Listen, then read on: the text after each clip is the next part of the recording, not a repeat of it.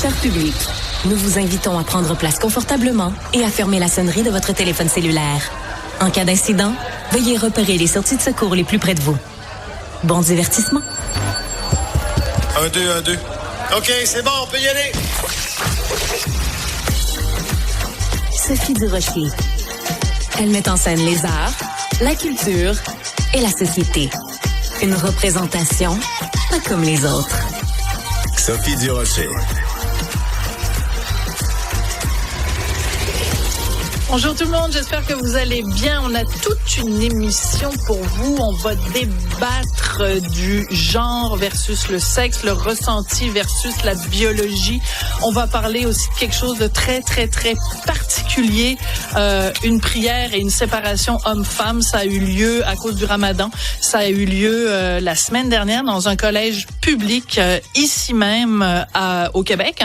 Donc à Saint-Lambert, on va parler de tout ça un peu plus tard dans l'émission. Mais d'abord, je voulais commencer l'émission en vous racontant une toute petite partie de ma fin de semaine. Bonjour Cybèle Olivier. Salut Sophie.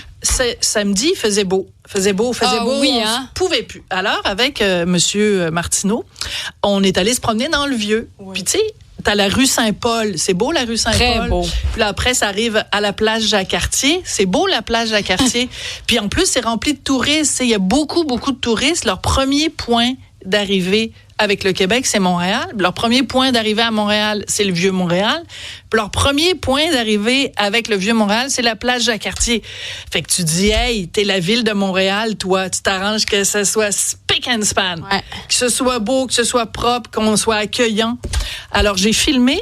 On va regarder ça. J'ai demandé à Jean-Philippe Leroux, notre réalisateur. Regardez ça. Boy, wesh. C'est rempli de cochonneries, de saleté. Ça, c'est multiplié. On voit comme des amoncellements de vieille neige, là, rendues toutes brunes, puis oui. C'est rempli de déchets, il y a du caca. Et là, on arrive à du caca. C'est pas juste n'importe quel caca, c'est de la diarrhée de chien. Ah, Colin! Oui, c'est de la diarrhée de chien, mesdames et messieurs. Alors, je vais demander à Jean-Philippe, regarde. Alors, Jean-Philippe, si tu veux le remontrer, la vidéo, pour que je puisse la décrire plus en détail pour tous ceux qui nous écoutent à la radio. Donc, je me promène sur la rue Saint-Paul, là. Je me dirige vers la plage Jacques-Cartier.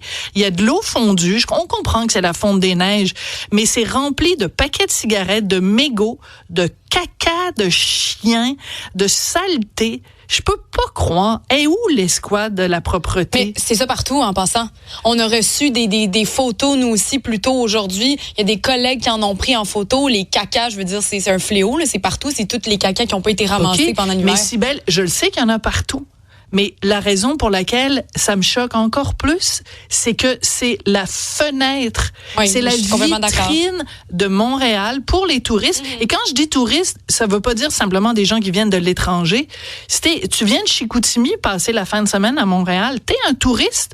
Oui. À Montréal. Donc, t'arrives de Chicoutimi, la première chose que tu vois, c'est une porcherie, mesdames et messieurs. Une porcherie, c'est dégueulasse.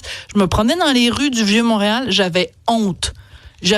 Alors, honte à vous, la Ville de Montréal. L'escouade propreté, je sais pas où vous êtes, mais à cause de vos inactions, en fin de semaine, qui était une super belle fin de semaine, on avait l'occasion de montrer au monde entier puis au reste du Québec à quel point c'est beau puis c'est propre, Montréal.